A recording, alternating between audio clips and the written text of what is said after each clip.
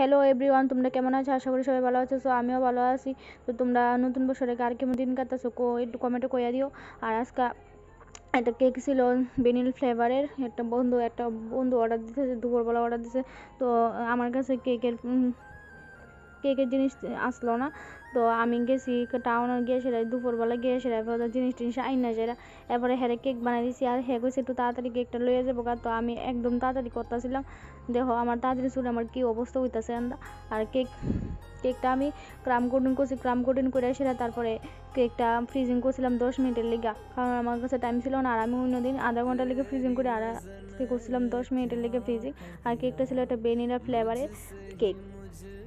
তো তোমরা কে কোন জায়গা থেকে আমার ভিডিওটা দেখতেছো, আমার সবাই একটু সাপোর্ট করো। ভিডিওটা ভালো লাগলে লাইক কমেন্ট অ্যান্ড শেয়ার করে দিও। আর দেখো আজকে না আমার লগে যা ওইটা আমি গীতা কইতাম, মানে তাড়াতাড়ি আমার লগে কেউই মানে থাকে না গীতা কইতাম।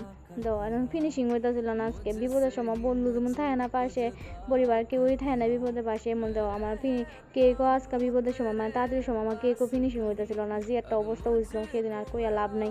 দেখো কীটা করতেছিলাম। তো কেকটার ডিজাইনটা একদম নর্মাল রাখছি, কারণ আমি তাড়াতাড়ি ভিতরে আমি ভাবছিলাম আরেকটা ডিজাইন করুম, কিন্তু নর্মালের মধ্যে এটা করে লাইছি তাড়াতাড়ি ছুটে। আর এরা কেক নিছে রাতে 10টার সময়, কইছে তাড়াতাড়ি লয়ে যাবো, আর লয়ে গেছে রাতে 10টার সময়। দেখো ফিনিশিং হইতেছে না, কী অবস্থা দেখো কীটা করতেছি। আমি বারবার ক্রিম লাগাইতেছি, কীটা করতেছি। আর কেকটা একটু পিঙ্কের মধ্যে রাখছিলাম, কারণ এই কালারটা আমার অনেক ভালো লাগে, এর লেগে একটু নর্মালের মধ্যে রাখছি। আর এটা সবারই ফেভারিট কালার। আর স্কেপার দিয়ে যে এই নিচের ডিজাইনটা করে এটা তো আমার অনেক ভালো লাগে। তোমরা কার এই ডিজাইনটা কার ভালো লাগে একটু কইয়া দিও কমেন্টে।